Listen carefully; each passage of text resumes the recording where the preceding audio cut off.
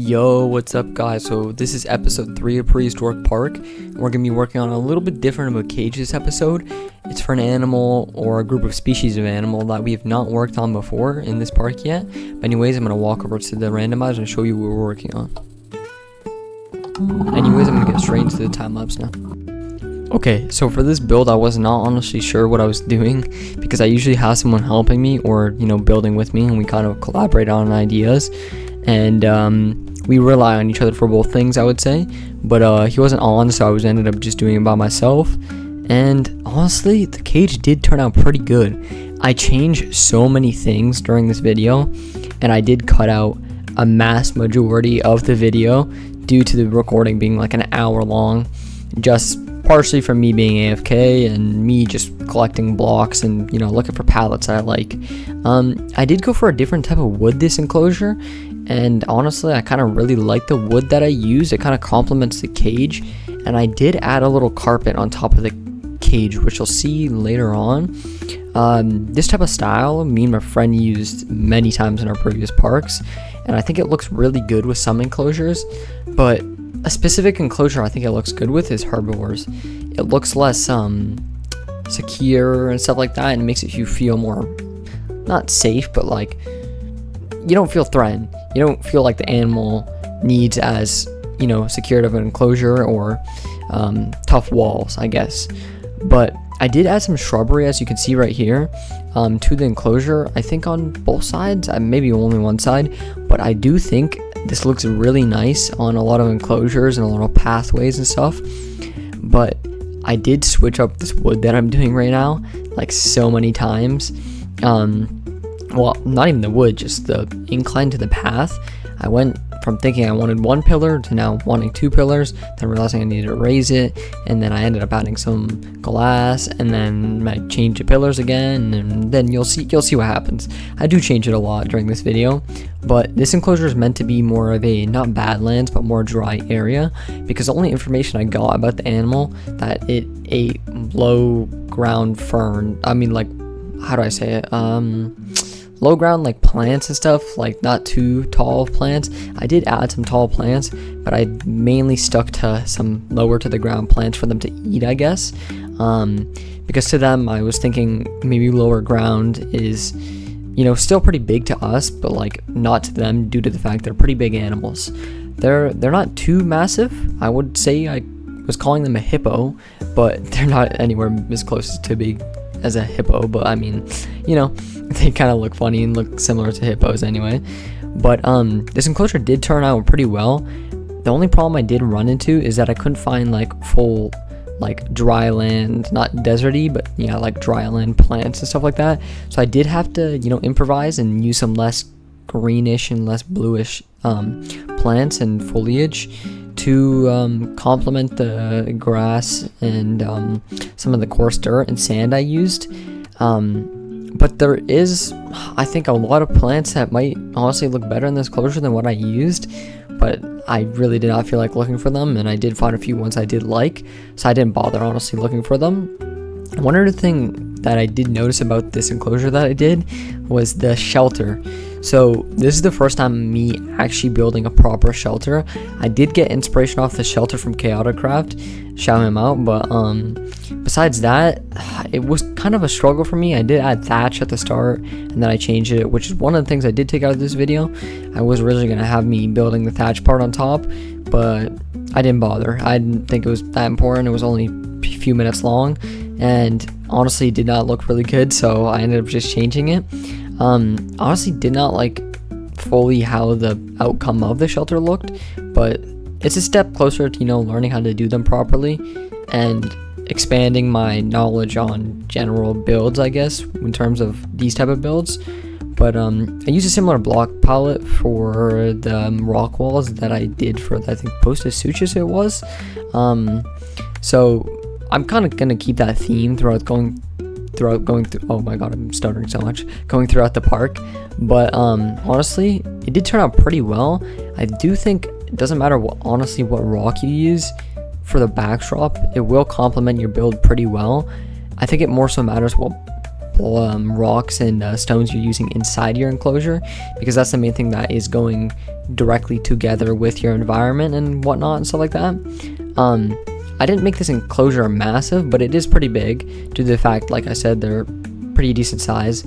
I don't honestly know an animal to compare them to. Maybe like, I don't know.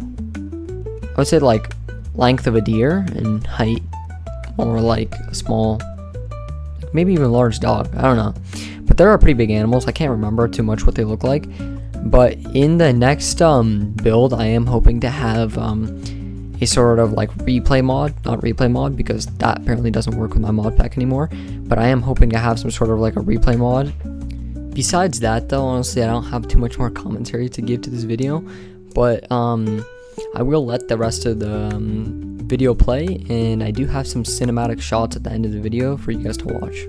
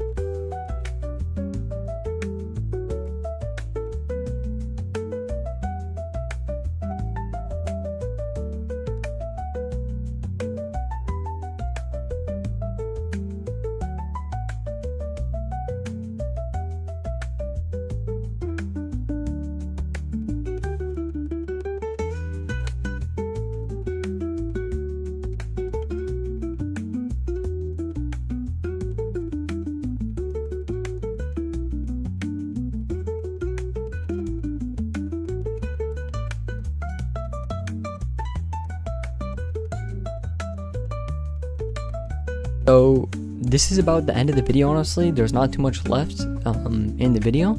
There will be some cinematic shots at the end of the video, and I hope you guys enjoy watching the build. I do think I might shorten the videos a little bit next time because it's a lot of just not me talking. But besides that, I'm gonna let the cinematic shots roll, and I'll see you guys in the next episode.